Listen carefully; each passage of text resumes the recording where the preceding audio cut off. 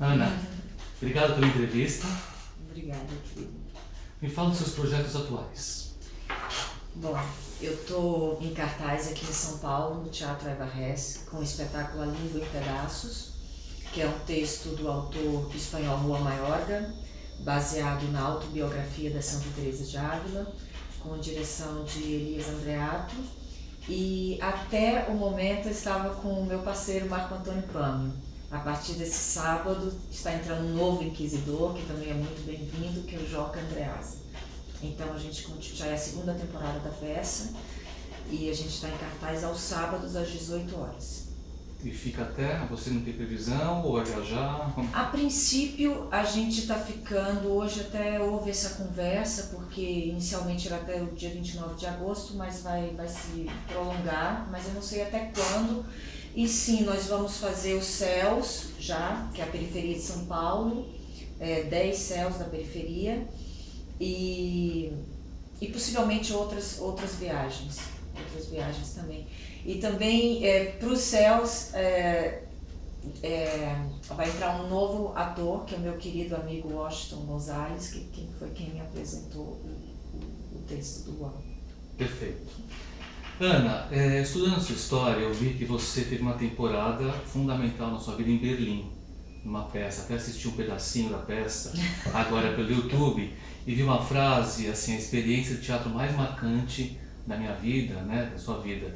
E baseado nisso, naquele começo, naquele momento, como que você encarou isso, né? Você, obviamente, uma oportunidade que você pegou e foi, mas o tamanho disso... Isso tem uns 15 anos, né? Eu realmente exigiu muita coragem e um pouco de loucura, assim, porque de fato eu estava morando na Alemanha por conta de um trabalho que eu havia feito aqui no Brasil como assistente de direção de uma equipe da televisão alemã, mas o diretor era austríaco. E com isso era um filme feito no Amazonas, um filme de ficção, mas com muitas características de documentário. Isso significa que tinha uma equipe muito pequena e naquela ocasião eu estudava cinema, fazia assistência de direção dele e estava ávida por conhecimento. E então eu anotava tudo praticamente, assim, eu tinha um grande relatório daquele filme e ele achou que podia ser interessante que eu participasse da montagem. Com isso, estou dando um pouco uma volta, né? Mas com isso eu fui para a Alemanha para fazer assistência de montagem desse filme. E logo depois de um tempo eu comecei a estudar alemão em Berlim e participei através do Instituto Goethe de lá de um encontro que é com gente de teatro do mundo inteiro e eu fui convidada para isso. Àquela altura eu já queria ficar na cidade, já tinha amigos, já estava envolvida e tudo. E tinha um grupo polonês, cujo diretor era polonês, assim, alguns atores também eram poloneses, sediados em Berlim há muitos anos, bancados pelo governo de lá, e eles estavam montando o Gabriel Garcia Marques. E como se fosse o primeiro ator deles, era um amigo muito querido. E ele também torcia para que eu continuasse na cidade. Então ele me indicou para essa peça. E foi uma experiência maluca, porque eu fui, não era um teste.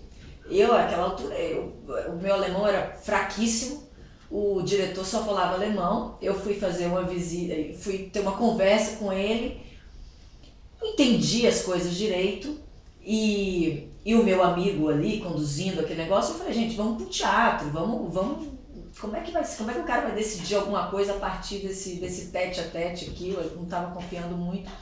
Mas o fato que deu certo, eles me chamaram um tempo depois para um determinado papel e eu era muito ousada, porque eu me lembro da primeira reunião com os atores, meu Deus, assim, coisa leitura de mesa, entendeu? Assim, cada um lendo os seus personagens e eu lendo um parco alemão, assim, gaguejante, mas quando chegou na hora de ler a minha personagem, porque era meio um perfil de personagem, ele mandou eu pular e ir para outra, eu falei, não, deixa eu tentar ler. E li, assim, meio tipo, as pessoas olhavam, tipo assim, esse cara é maluco de ter chamado essa menina.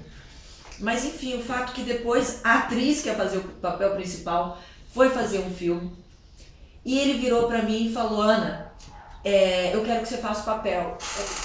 E aí a história basicamente era de uma mulher que é dada em casamento por um rapaz, por um estrangeiro, assim, era um pueblo, assim, aquelas coisas bem latinas. E na noite de núpcias, o noivo descobre que ela não é virgem. Então, tem uma noite de amor com ela, mas devolve para a família. E aí os irmãos falam que desonra, né? Assim, que vergonha. E quem foi que fez isso com essa menina? É crônica de uma morte anunciada, porque o sujeito que é o galã do lugar enfim, foi destinado a ser morto por esses irmãos. E depois de tempo, essa moça apaixonadíssima por esse noivo, escrevendo cartas de amor, esse noivo retorna com todas as cartas de amor e eles ficam juntos. Na montagem, essas cartas de amor eram monólogos. E a história se passava meio em flashback. E ele falou, você vai fazer em português as cartas, que são os grandes monólogos, e as cenas, uma frasezinha aqui e acolá, tudo bem, você faz em alemão. Eu falei, desculpa, assim, o senhor nunca me ouviu falar português, sabe? Será que isso... Então eu pedi que ele sentasse na plateia. Eu falei, eu vou falar português pro senhor. Pra ver como é que soa. Aí eu falei, meu Jesus, eu entrei e a situação era que era um tablado vazado, a gente entrava e só ficava com o pescoço de fora. Aí eu me vi naquela situação, falei, o que eu tô fazendo aqui? Entendeu? Assim, tipo, o que eu tô fazendo? Aí me deu uma solidão, me deu um monte de sentimento. Falei, eu vou falar esse texto aqui, esse homem não vai entender nada mesmo. Mas assim, eu falei com minha alma, com meu coração, falei um poema de Fernando Pessoa. E ele falou, é isso aí, é isso que a gente vai fazer, nós vamos fazer em português. Eu falei, beleza. 3 dias depois ele falou, não tem nada de português. Assim, ele era uma figura muito irreverente e tal. Ele falou, não tem nada de português, você vai fazer em alemão mesmo. De maneira que os monólogos foram feitos em alemão, eu tinha um professor, uma pessoa muito doce, que me ajudou muito. E lógico, né, ele precisava marcar todas as cenas, e aqueles meus monólogos eu tava só com o pescoço de fora, então ele sempre me deixava pra eu ensaiar a minha parte depois, porque aquilo não tinha muito o que criar. Mas enfim, foi um super desafio, todo dia eu falava, se eu errar isso aqui, se eu esquecer, essa é uma linguagem, porque assim, tudo bem, você teve uma compreensão em português, mas para você ter essa compreensão falando uma gramática que é muito distante da nossa, né? Tô completamente, assim, foi realmente assim, uma coisa muito corajosa, mas assim, ainda pior são os ensaios. Porque você quer discutir ideias, né? Você quer discutir coisas e a pessoa te manda, às vezes, coisas que você não está entendendo. Mas assim, ao mesmo tempo, isso te dá um exercício de ator, de ligação, de tipo, você fica ligado em tudo. Em tudo. Às vezes você não está entendendo uma palavra, mas você vai no olho dele, você vai no... Os seus sentidos ficam todos em alerta numa situação como essa. Isso é muito bom para um ator. Não, eu vi o pedacinho que tem no seu site e falei, bom, depois disso ela pode fazer qualquer coisa no mundo, porque muito cedo, né, acho que foi dado para você uma coisa tão maravilhosa e você já pegou isso com unhas e dentes e porque pô, diante de uma outra língua, de um outro país, ainda ter essa questão da preparação da discussão que é fundamental para o ator. Na hora da cena, ele está preparado, porque ele vem se preparando. Que fantástico. Mas eu acho que essa coisa da coragem, assim, é uma coisa muito minha, assim, E também era maravilhoso, né? Assim, eu vivi uma vida lá muito próxima do que seria um ideal de vida para mim. Era, lógico, né? Não estava longe das pessoas, isso não é ideal, mas a situação, assim, eu vivia como atriz de teatro, eu ganhava um dinheiro que me dava para eu pagar o básico das minhas coisas, assim, tinha uma vida social muito gostosa, numa cidade que me proporcionou coisas incríveis, de cultura, de enriquecimento como pessoa mesmo. Então, assim, foi um período muito, muito bonito. E muito bonito também, assim, o teatro, o meu cotidiano com o teatro. Eu pegava minha bicicletinha, ia pro teatro, muitas vezes me sentia só também, aquela altura, como eu falei, eu entrei, assim, fiquei no palco, falei, o que eu tô fazendo aqui, então, e assim, o teatro ordenava aquilo, sabe?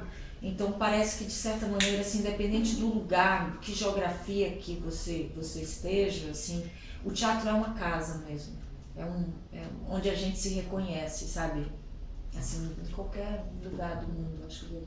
E essa menina Jequié, destemida, lá na infância, aquela força que a gente sabe geográfica que tem, claro que salvando cada um nas suas geografias, regiões, culturas, mas quando você aos 7 anos estava lá, tinha consciência, como que você via, você, pelo que eu percebo, você foi uma criança, uma menina destemida, de enfrentar as coisas, de ter brincadeiras, como é que era isso? Bom, eu sou uma filha, a única mulher mais jovem de 4 meninos. Quando era a minha primeira infância lá em Jequié, assim, muito, muito gostoso, a gente via numa casa, cachorro, quintal, mas eu era uma criança, naquele momento ali, muito observadora, assim, um pouco quieta até, um pouco, não sei se é porque eram muitos meninos, entende? E eles ocupavam muito espaço, aquelas brincadeiras um pouco violentas às vezes. Naquele momento ali, eu me lembro assim, eu era uma menina muito, e os meninos relatam muito isso de mim, assim, eu era uma menina quietinha, sensível, assim, quietinha, observadora. Depois, quando a gente mudou para Salvador, e aí nós fomos para um colégio, tinha brincadeiras, né, assim, em Jequié, muito, muito legal. Mas em Salvador, assim, colégio grande, outro ambiente, a gente saiu de casa para um condomínio, um prédio, e enfim, já ali, muito jovem, eu comecei a ter muito desejo de teatro, assim, eu brincava muito de teatro, pegava aqueles livros de história, Rapunzel, Chapeuzinho Vermelho, não sei o quê. E a minha brincadeira era representar aquilo com as minhas amigas e tudo. E eu estudei numa escola que foi muito importante para mim. Eu estudei quase toda a minha vida no Colégio Antônio Vieira, em Salvador. E foi um colégio que me proporcionou uma formação em vários sentidos, assim, muito sólida, assim. Inclusive, assim, eu era uma adolescente muito criativa. Eu, de fato, aos 14 anos, eu estudava nessa escola, era uma escola de jesuítas, uma escola grande, uma escola que tinha quadras de esporte, tinha teatro, e eu queria muito que tivesse um curso de teatro. Eu fazia isso nas salas de aula, de teatro, mas eu queria uma coisa um pouco mais profissional, vamos falar assim. E aí eu fui no diretor da escola e pedi, por favor, assim, sabe, faça um curso de teatro aqui e tal. E de fato, aí ele chamou, ele contratou um diretor da Escola de Teatro da Bahia, que vem a ser o Luiz Felipe Pondé, que é colunista da Folha, um filósofo e tal. Então, Pondé foi meu primeiro diretor e ele fez um grupo ali, já era uma figura, uma cabeça muito inquieta, né? Foi muito marcante para mim aquele momento, porque ele abriu as portas para começar a estudar aquilo tudo, Stanislavski, Grotowski e tal, e eu levava aquilo muito a sério, assim, eu já sabia que era aquilo que eu queria fazer. Eu já me sentia vocacionada para aquilo e a escola proporcionou. Era maravilhoso, porque era uma adolescente muito criativa e a escola dava as ferramentas. É como assim, se fosse a minha grande produtora, sabe? Eu tinha uma produtora que funcionava. Eu pensava, eu quero fazer... E a gente fez, depois se montou um pequeno estúdio na escola, e eu era sempre que inventava as coisas. Então foi um momento muito importante mesmo.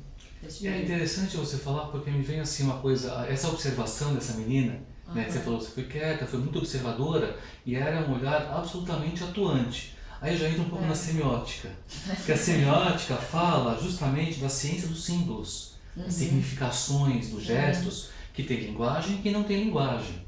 Então, depois eu falei, bom, ela chegou na semiótica, por quê? Lá na Alemanha, quando ela entrou em cena, foi essa, você me corrige, mas ela fez uma avaliação, então, pelo meio da interpretação gestual, independente da língua ou até verbal, ela consegue, pela semiótica, passar o que o ator tem que fazer. Eu falei, então acho que a Ana encontrou a semiótica mais na frente para entender também esse processo que ela passou desde a infância e mais na frente para exercer esse olhar atuante. Ele dá um bom treino mesmo, assim, a semiótica. Eu acabei me formando em cinema. Eu passei pela escola de teatro em Salvador, outras formações no Rio de Janeiro, na CAL, Casa de Artes de Laranjeiras, mas eu acabei me formando em cinema. E o cinema me levou à semiótica. Eu fiz o bacharelado em cinema e na faculdade de cinema no Rio de Janeiro, eu comecei a dizer, eu gosto muito de estudar e tenho muita curiosidade. E assim, eu pensava, poxa, eu já tenho uma certa formação no teatro, então deixa eu complementar aqui, porque também como eu falei, eu passei uma fase trabalhando com montagem, assim, eu acho que na montagem eu queria uma alternativa, inclusive profissionalmente, para o meu trabalho de atriz, e uma das áreas que mais me interessa é a montagem, justamente por isso, que é onde se cria realmente a linguagem, né? Onde se criam os códigos. E aí a semiótica tem tudo a ver com isso.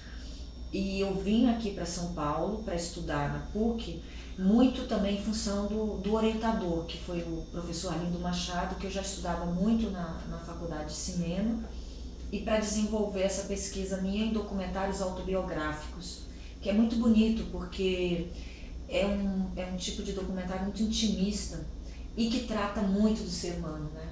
Trata de questões muito íntimas e profundas, assim, como morte, sexo, amor, família, assim, de um ponto de vista muito pessoal. Então sai daquela leitura mais clássica do documentário de você jogar a câmera pro outro e ter um olhar distanciado sobre aquilo, procurar uma certa isenção que não existe, e nesse tipo de documentário de memória, assim, você se coloca como sujeito mesmo, né? E isso também para mim como atriz foi incrível. Eu adoro documentário. Quanto mais eu vejo documentário, mais eu me enriqueço como atriz, porque é o ser humano ali na sua desnudo, né? Assim, mas sem uma leitura de um outro ator. E tratando desse tipo de documentário, que são documentários mais intimistas, que são temas mais ligados ao cinema de ficção, para mim foi uma passagem incrível. Legal. Voltando agora um pouco para a peça que você está fazendo, Santa Teresa d'Ávila, uma pergunta assim: você acha que a posição celestial que um santo alcança, ele representa uma forma de iluminação? Ele tem uma responsabilidade, então, porque o santo, a ideia é, ele vai, então se santificou, se iluminou, alcançou uma posição celestial. É isso então a iluminação? Ele tem uma responsabilidade sobre isso? Dessa vivência que você está tendo com esse texto agora, que você entende que ela alcançou então uma posição, então ela se iluminou diante de toda essa trajetória? É um pouco difícil de responder, assim, porque eu realmente não sei se eu tenho estudo, preparo suficiente. Mas o que acontece? A gente trata na peça do ser humano, Teresa, da trajetória dela de mulher. Assim, não nesse lugar, né, quando você fala assim, não o lugar iluminado ainda, que ela alcançou. A gente está falando dos conflitos, do humano, de uma mulher que sente muitas coisas, mas sente muitos conflitos, briga, luta por um ideal, mente algumas vezes, uma mulher, mas perpassada pelo sagrado, uma mulher que assim, que se entrega a Deus. Uma frase linda na peça, assim, olha, em que ela passa por uma doença gravíssima. A peça é toda autobiográfica, né? A peça é toda... Só essa situação de que o inquisidor encontrou com ela na cozinha é fictícia, mas que ela cruzou com inquisidores e foi arguída, sim. Mas o que ela fala é tudo autobiográfico. Então ela passou por uma doença terrível, a Teresa. Foi dada como morta, não foi enterrada porque o pai dela, que era louco por ela, falou: essa filha ninguém enterra. E ficou velando ela 4 dias, e depois de 4 dias ela enfim, voltou a si. E ela falava assim, ela ficou anos paralisada em cima de uma cama. Então, lendo muito, era uma mulher muito dedicada à leitura, à meditação, teve um aprofundamento espiritual muito forte. E ela fala: eu viveria, mesmo se Deus me deixasse nesse estado para sempre, eu viveria conforme a vontade de Deus. Então essa coisa de conforme a vontade de Deus é que é o dado santo, sabe? Uhum. Porque outra pessoa estaria revoltada, entendeu? Mandando Deus a merda, ou o que quer que seja, mas a força, a fé, a vibração do sagrado é tão intensa que ela se joga, entende? Aquela coisa de você se jogar sem rede de proteção.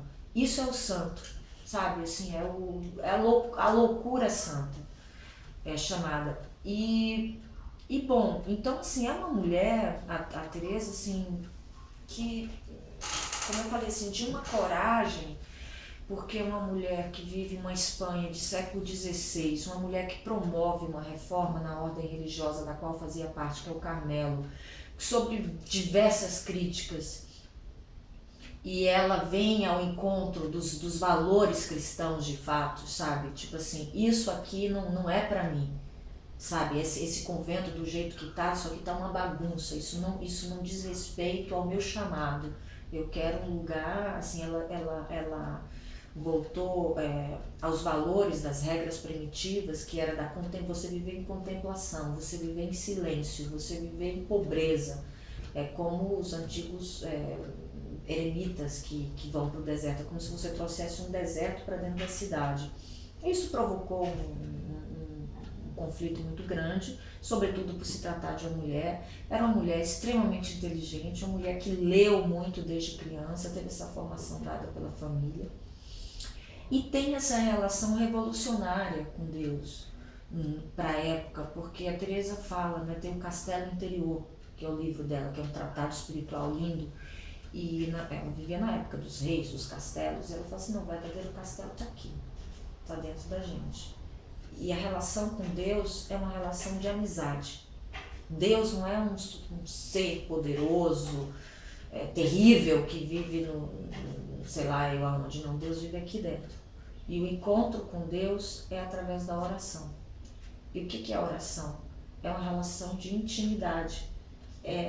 Ela fazia os exercícios de meditação, que era chamada oração mental, que eram proibidas às mulheres. As mulheres só poderiam fazer as orações vocalizadas. E ela não só praticava, como ela doutrinava isso. E isso tudo foi criando muitos desafetos ali, porque ela virou uma doutora da igreja. A Igreja Católica reconhece a Teresa d'Ávila, uma doutora da igreja, ou essa iluminação alcançada, digamos assim. Exato, porque essa iluminação alcançada também não dá uma sensação que causa então um equilíbrio social. Essa iluminação dela, olha o desdobramento, né? Porque tem a função, acho que o santo, ele está aqui de uma certa forma para equilibrar a sociedade. Com certeza. Inclusive eu fico pensando sobre essa coisa que você está falando, né, de equilibrar a sociedade, até a questão dos mosteiros. Eu fui no Carmelo da Bahia, porque eu sou baiana, e meu irmão querido, todos são queridos, mas ele me pegou pela mão e falou, se você vai estudar a Santa Teresa, primeira coisa, vai no Carmelo da Bahia. E ele me apresentou as carmelitas queridíssimas, que foram as minhas treinadoras, vamos falar assim, que me orientaram nas minhas leituras, no que assistir, etc. E eu fico pensando que os mosteiros, esses centros espirituais, independente de que religião que seja, que muitas vezes a pessoa fala, puxa, mas de que vale, né, a pessoa ficar se isolando e só orando? Por que não? Mas eu fico pensando, eu refleti e pensei sobre isso. Mas tudo tem a sua função. E eu fiquei pensando que esses lugares são pulmões para o mundo, sabe? De transformar uma energia negativa e jogar uma positiva no mundo. Quanta gente vai fazer uma espécie de terapia ali, as pessoas falam e pedem rezas, pedem orações. São lugares... me veio essa palavra xamânico agora, mas assim, são lugares de cura, são lugares de centros do sagrado, poderoso, entende? E fala assim, qual é a função disso no mundo? Tem muita função, sabe? Essas mulheres ali que estão vibrando, homens e mulheres, né? Os monges, independente, como eu falei, de religião. Então acho que sim, é um equilíbrio para o mundo. Aí já fazendo com o seu trabalho, um paralelo com a do ator também, o ator tem essa função de equilibrar a sociedade por meio de discussões que ele leva para o teatro, que nem você está levando a discussão e a vida da Santa Teresa, né, Teresa d'Ávila. Mas o ator também tem isso de pensar situações, que nem você, como que essa ideia apareceu da Santa Teresa? Você falou, vou agora entrar nesse trabalho? Claro, vamos dizer que foi um chamado, mas assim, uma intuição forte, uma conveniência. Como que você chegou como atriz? Falou, eu vou trazer isso? Que obviamente também, de uma certa forma, a função do ator é também equilibrar, né? Discutir. É, eu acho que eu me interessei por isso, e agora a Teresa realmente ela veio com uma intuição muito forte. Eu já tenho isso em mim, assim, essa necessidade. Eu tenho essa vocação pro sagrado, entendeu? Assim como eu tenho uma vocação para ser artista, eu tenho uma sensibilidade. E eu acho que realmente esses dois mundos, eles dialogam muito. E eu vejo que esses mundos, de certa maneira, parece que estão separados. Falei, não estão, não, sabe? Não é bem assim, não. E um lugar para se tratar do sagrado, muito apropriado, é o teatro.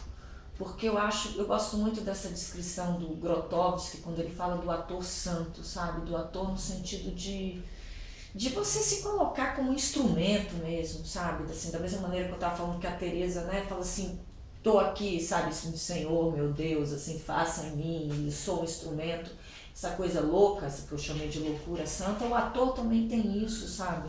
A gente realmente, por mais que se falhar, os atores são tão vaidosos, alto lá, sabe? Eu acho que realmente os grandes atores, às vezes, é o contrário, porque você tem que se colocar para uma história, você tem que se colocar a serviço e você tem que se colocar assim como um mensageiro, um comunicador, né, entre aquelas ideias e o público, e não só a questão das ideias, mas a questão da emoção também, assim, deixar coisas virem, passar por você para chegar no outro e vice-versa, assim. Então, nesse sentido, eu vejo também, sim, o teatro como um lugar muito poderoso politicamente, um lugar muito poderoso no sentido da comunhão entre as pessoas, né? E que bom quando ele, nesse caso dessa peça, que você me perguntou como foi que chegou, acho que já realmente tinha uma vontade de tratar desse tema,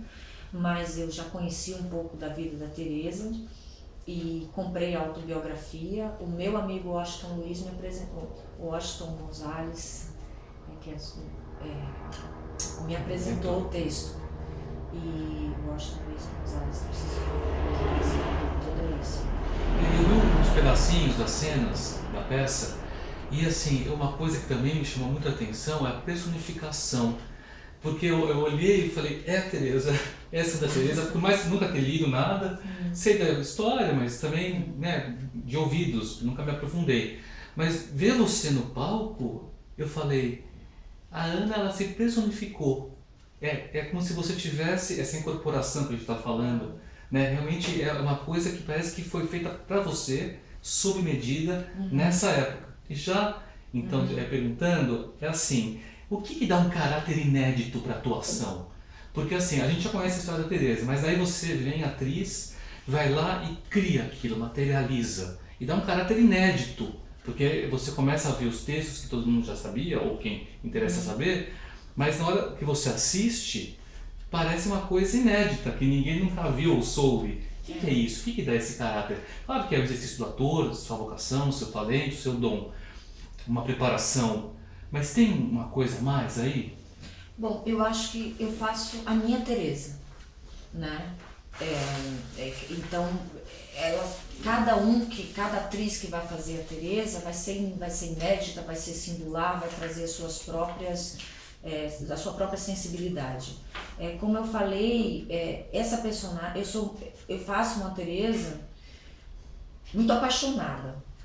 Assim, para mim, assim, fui estudar, li as biografias, li coisas dela, a gente não tem, né? A gente não tem, do século XVI, a gente não tem como a Terezinha, outra Teresa Bizet, a gente tem fotografia, essa não. Mas, assim, é uma personalidade, é uma mulher muito apaixonada, é uma mulher com um temperamento muito quente, sabe? É uma mulher cheia de vida, sabe? É uma mulher, e ao mesmo tempo uma mulher, o Deus dela, a relação com o Deus dela é corpórea, passa pelo corpo, passa pelos êxtases. Teresa é uma mulher pé no chão, é uma mulher que cozinha, que fala que Deus está entre as panelas, que Deus está aqui em tudo quanto é lugar. É uma mulher muito prática também, ao mesmo tempo que é uma grande mística, ao mesmo tempo que é uma mulher política, astuta. Então, assim, ela tem uma coisa que não é muito minha. Eu não sou uma pessoa muito debochada, assim, sabe? Ela é, assim, ela tem um deboche, ela tem uma ironia, às vezes, que eu não tenho. Então, ela tem um olhar esperto, que às vezes através das leituras, porque assim, ela escreveu muitas cartas. E nas cartas, assim, ela é muito franca, ela é muito verdadeira, muito espontânea e muito corajosa, como eu falei. Agora, o que eu mais trago de mim para Teresa, assim, é essa coisa assim de também de ser uma pessoa apaixonada e eu faço muito paralelo às vezes, sabe, com essa coisa da vocação. Não só eu, né? O Elias trazia muito isso pro ensaio. Elias foi um grande diretor dessa peça, bem como o Pânio. Assim, eu brincava, a gente tá no nosso claustro, porque a gente se trancava lá, é muito similar, sabe? E aquilo tudo ia acontecendo, e a gente naquela solidão do nosso claustro criando, e aí ele relacionava assim, Ana, veja as coisas, né, da tua própria vida. Então eu vejo assim, tipo, poxa, eu saí da Bahia para ser atriz por um chamado, por uma vontade, uma coisa assim de você ir rasgando um caminho por conta própria, sabe? Então isso é muito Teresa, né? Até coisas, detalhes, assim, ela fala, né, ela debocha e curte, assim, ela é louca pelo pai dela. E o pai é louco por ela. E a mesma coisa acontecia comigo. Você, que assim, tipo, única filha, imagina. No caso dela, ainda tinha outras irmãs para concorrer, no meu caso não tinha. Mas então, assim, muita coisa. Quando ela fala, eu saí de casa escondida para ir pro convento, porque o meu pai não podia saber de nada. E aí ela fala, não há amor a Deus que tire o amor ao pai. Assim, a dor que ela sentiu ao sair de casa e deixar aquele pai para seguir um chamado, sabe? Essas coisas eu vejo. Que legal. Quando você, uma curiosidade aqui, você identifica os objetivos da personagem, de todos que você já fez, mas estamos falando da Teresa agora. Quando você identifica os objetivos, por mais que sejam objetivos apenas por viver de forma passional, não tem uma meta a ser seguida, o objetivo é seguir o coração e ponto. Você acha que quando o ator compreende então o objetivo da personagem, é o que causa esse brilho quando a gente vê no palco, por exemplo, uma atuação como você está fazendo agora, que tem um brilho a mais. Tudo bem, você se dedicou e tal, mas se percebe, é notório, pelo próprio sucesso que está fazendo e tudo que está acontecendo em relação a essa peça. Então é uma compreensão também, o ator ele tem que compreender o objetivo? Tem, eu acho que todo esse trabalho mais analítico, ele acontece antes, mas ele não é responsável pelo brilho. Sabe? Essa peça, ela pede de nós, dos dois atores, assim, é uma peça muito técnica também, né? Então, assim, todo dia antes de começar o espetáculo, eu passo o espetáculo inteiro, o texto inteiro. Nós passamos o texto inteiro, porque é muito texto, é um português antigo, você tem que ter um domínio daquilo, você tem que parecer que aquilo é como se fosse beber água, é muito fácil de sair, tem que chegar muito gostoso no ouvido do espectador, mas o brilho, eu acho que o brilho tem muito a ver assim, com a sua ligação aqui e agora, sabe? Às vezes ele acontece, às vezes ele pode não acontecer. Então, assim, tem muito a ver com aquilo que eu estava falando no começo, assim, esse estado de alerta, sabe? Esse estado de presença. Eu tô aqui, agora, eu tô falando isso como se fosse a primeira vez, eu tô te escutando, eu tô escutando aquele texto que eu já escutei tanto. Eu tô reagindo como se fosse a primeira vez. Então, aquele fluxo de energia, sabe, assim... E no nosso caso, assim, é uma dança mesmo, assim, é uma arena que os dois se colocam em cena. Então, assim, é uma energia, às vezes, por vezes, violenta, assim, entre os dois.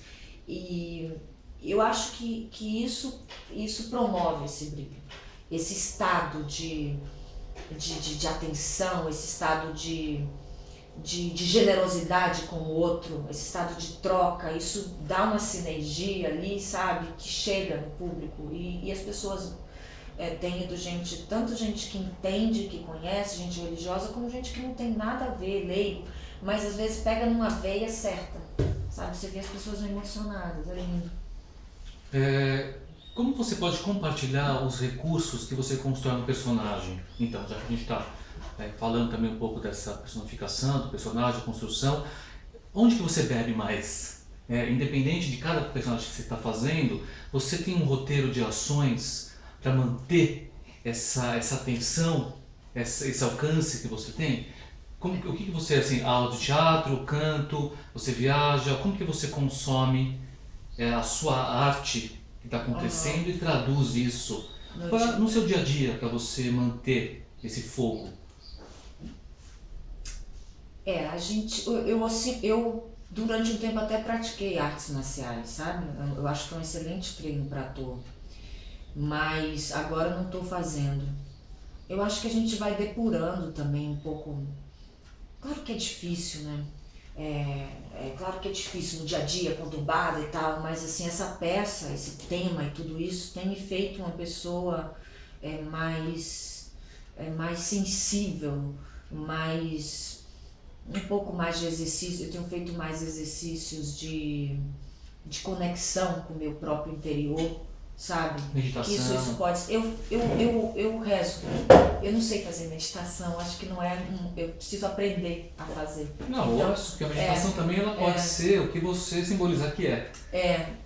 Então, mas assim, os recursos, assim, falando em termos de teatro, assim, pra mim, o texto olha, eu sou muito feliz com essa peça. Muito feliz. Porque eu tenho um diretor excelente, que se ele falasse, eu tenho confiança nele. Se ele falasse o que quiser, o Elias Andreato, assim, ele tirou o melhor de mim. Eu sabia, não sei se ele entendeu, claro que tem outros, enfim. Mas assim, eu tinha confiança, eu sabia que ele era um diretor generoso e que estava, então, isso é tão bom, porque você relaxa, sabe? É muito ruim disputa de poder, de egos, é muito ruim. Eu tinha um ator, e vou ter agora outro, mas é porque eu estou falando do processo de ensaio, que é o Pâmio. Eu tinha dois grandes homens de teatro do meu lado. Eu só precisava acionar os meus mecanismos mesmo de escuta, de minha sensibilidade que eu tenho. Assim, eu estava sendo muito bem conduzido. Eu fui muito bem conduzida. Então, um texto excelente. Então, se você fala um texto bom, a própria fala, a palavra, já vai te conduzindo àquela emoção precisa, já vai te levando àquele lugar. Tanto quando você fala, quando você escuta. Se tem um bom ator falando uma coisa e vibrando com você, sabe? Flui. Só que às vezes as pessoas, é muito ruim quando isso acontece, quando você está muito ensimesmado, né? Isso acontece muito. Não só no teatro, como sobretudo na televisão também, porque trabalha mais com imagem. Então você está contracenando, mas você está pensando, como é que está essa luz ali? Não sei o quê. E a pessoa está falando coisas importantíssimas e nem se escuta muito, sabe? Então, acontece muito. Só que, graças a Deus, assim, a escolha também, né? Não é à toa que a gente formou essa equipe, uma equipe muito sintonizada. Sintonizado. O Elias já disse em entrevista, já disse também para mim numa entrevista, que quando você chegou, vocês marcaram a reunião, ele ficou assim, sem palavras, porque o que ele sentiu e sente pelo seu entusiasmo, não só pela peça, mas justamente por isso que eu entendo essa pergunta desse recurso, né? O que te alimenta? Porque você, quando chegou com esse projeto, ele falou, não quero nem saber se tem dinheiro, eu vou fazer. Eu vou fazer porque foi uma troca, a gente está falando dessa vibração entre vocês e o Pâmio e tal. Mas foi uma coisa que ele falou, é isso. E às vezes o teatro pode dar certo, como pode não dar. Às vezes tem uma mega produção que não tem Mas o que fica claro para mim é que todo esse estudo que você faz sempre, desde sempre, daí vem sempre a Alemanha, esse talvez despertar muito imediato que você teve há 15 anos, é como se você teve aquele despertar, então você mantém, e obviamente evolui, expande a sua consciência, mas dali você não pode voltar para trás, é dali para frente, veja, né? veja, assim, é muito anterior mesmo, assim, a Alemanha, sabe? Porque foi um caminho solitário meu, e desbravador, e apaixonado. Sabe, eu sempre fui uma menina apaixonada por isso. Eu era uma menina que ia sozinha ver peça infantil porque era o que era possível entrar com 13 anos e não sei o quê. Não era levada pela minha mãe, entendeu? Assim, então, esse entusiasmo com que eu cheguei no Elias e essa paixão e é uma fé que me move mesmo, assim, que é uma trajetória muito, muito solitária também, assim, eu não conhecia ele. Entendi. Ele não me conhecia. Fantástico. Eu escrevi um e-mail para ele, caro senhor Elias, entendeu? Legal. Mas você se conhecia. Não, absolutamente. É porque a gente de fora, acho que todo mundo se conhece, não, né? mas a gente não se conhecia e eu queria que ele fosse o diretor da peça, sabe? O Pâmio já é meu parceiro e estava junto. E chegamos juntos e eu me apresentei e dei assim, falei, olha, eu sou relativamente nova na cidade de São Paulo. Falei, o senhor pode procurar referências minhas com tais e tais e tais pessoas, entendeu? Referências pessoais e artísticas, assim. E especificamente nesse caso, eu tô com uma senhora chamada Teresa de Ávila, entendeu? Que não é brincadeira. Ela me encheu de entusiasmo mais ainda. Então, quando eu fui falar com ele, de fato a gente não tinha dinheiro. E a Teresa, ela tem uma frase maravilhosa que ela fala: eu sem Deus não sou nada. Eu com Deus sou uma fortaleza. Eu com Deus e dinheiro sou uma potência. Então, aquela mulher assim, frágil, de saúde frágil, conseguiu fundar 17 conventos no final da Idade Média, brigando com todo mundo. Eu falei, meu Deus, eu não vou conseguir montar uma peça, sabe? Tipo, eu falava pra ele, a gente vai ter dinheiro, sabe? Assim, muito já fazendo o laboratório de Teresa, entendeu? Assim, tipo, laboratório no sentido, já me se sentindo Teresa, assim, eu fui lá. Então, eu nunca empreendi. Eu sou envergonhada com essas coisas, eu sou envergonhadíssima. Eu escrevi e-mail para pessoas ricas, eu morro de vergonha. Eu não vou pedir dinheiro para eles, mas que eles me indicassem, departamento de marketing, não sei o quê. Mas muito nessa vibe de Teresa d'Ávila, sabe? Assim, empreendedora. Enfim, ela deu uma força. E obviamente a gente até já tinha falado, você tem um misticismo íntimo, particular. Tem. E ele vem desse sincretismo da sua cultura, da cultura da Bahia, da cultura da sua terra. Porque é fascinante, né? Como eu te falei, eu tenho família baiana também, eu vivencio isso. Eu vejo as possibilidades que eles próprio buscam ou são abertos. Eu acho que o sincretismo tem a ver com essa abertura também. Então essa mística, a Ana mística, ela vem desde sempre, sua família até hoje, vocês conversam sobre vários assuntos. Como que é um pouco isso familiarmente? A minha família é muito católica. A família do meu pai, no caso, né? Assim, a minha avó, inclusive a mãe da minha mãe, era batista. Mas assim, eu fui criada num ambiente muito católico, daquela tradição sertaneja mesmo, sabe? De você rezar o terço às 6 horas da tarde, da minha avó Cecília falar, olha, 6 horas da tarde é um horário sagrado porque os anjos baixam na terra e dizem amém. Então, o que você pensar às 6 horas da tarde é muito assim, toma cuidado. E então, fui criada muito nesse ambiente e o que favorece, assim, meu pai tinha uma fé muito genuína. Muito autêntica, era um homem de muita fé. E eu tenho uma conexão fortíssima com meu pai, fortíssima. E acho que herdei isso, sabe? E me sinto, eu gosto de alimentar isso em mim. Isso me fortalece. Então, assim, eu criei fui criada nesse ambiente, vou à missa aos domingos. Você vai, obviamente, na Bahia, tem família lá. Frequentei algumas festas, acho lindo o candomblé, acho lindo Salvador. Salvador já é outro lugar, né? Assim, a religiosidade do sertão já é essa coisa mais, né? Nossa Senhora, as procissões, enfim, eu sou muito brasileira, resumindo a história, entende? Assim, então quando eu falo, eu sou muito brasileira, eu sou filha de brasileiro, até sei lá quando.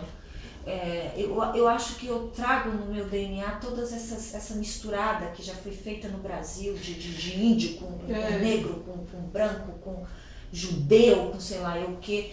Então eu sinto, é muito telúrico também. Então assim, eu acho muito lindo Salvador parar para jogar flores ao mar. É uma coisa linda. Acho lindo Salvador, a gente, sexta-feira, eu vou ao Bonfim emocionadíssima de branco. E como eu falei, já até falei sobre isso, entende? Pra mim isso tudo dialoga, sabe? Não vejo o menor problema. Eu acho que isso faz parte da formação do que é o brasileiro. E acho muito triste tudo isso, essa intolerância absurda, maluca, insana, doida, perversa do que está acontecendo agora. De maneira que eu acho sim que eu tenho uma sensibilidade, assim que me emociona se eu assisto uma missa ou se eu vejo um culto. E eu quero desenvolver isso cada vez mais. Ana, especificamente, como você também já viajou muito, conhece muita coisa, uma percepção que eu tenho, você acha que a Bahia, por ser então, ter esse simbolismo, do sincretismo, é uma energia transformadora? Porque toda vez que eu vou para a Bahia, parece que aquilo me transforma de alguma forma. Isso porque eu não entrei muito no interiorzão, fico sempre no litoral, mas eu sinto que, não sei se é a geografia, não sou cientista, não sei explicar, mas eu sinto que é uma energia transformante. Você tem essa sensação? Eu tenho essa sensação sim, e lamento a falta de consciência dessa sensação, entendeu? Porque eu amo Salvador, assim, particularmente, eu amo Salvador, acho que Salvador eu acho que é um ponto mesmo, assim, energético, poderoso para o Brasil, sabe? E aquilo tem sido maltratado de tudo quanto é jeito, assim, desde da arquitetura sendo destruída ao povo, um povo assim, que não merece essa... povo judiado, povo judiado, sabe? Muita gente passando fome, as periferias de Salvador, a violência comendo solta. E ao mesmo tempo, assim, é tão lindo, você tem uma igreja, não sei como é que está agora, mas tem uma igreja lá no Pelourinho, que chama Nossa Senhora do Rosário dos Pretos, que foi construída para os escravos frequentarem na época, porque não podiam entrar nas outras, né?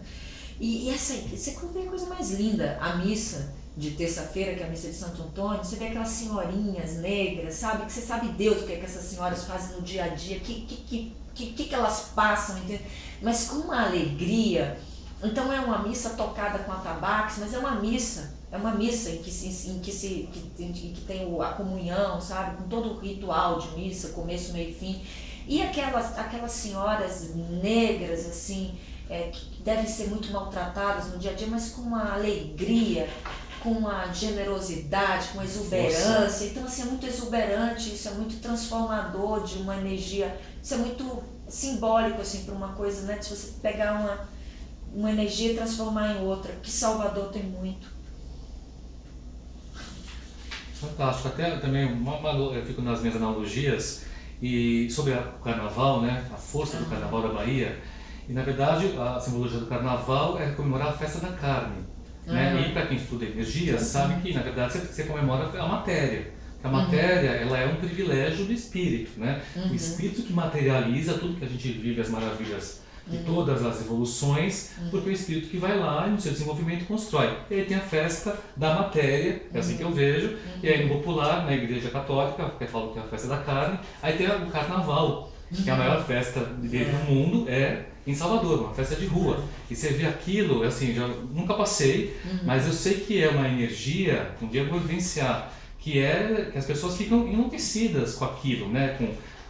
Talvez não saibam do que a gente está falando, um pouco de valorizar, então vou dar um tempo para contemplar a matéria.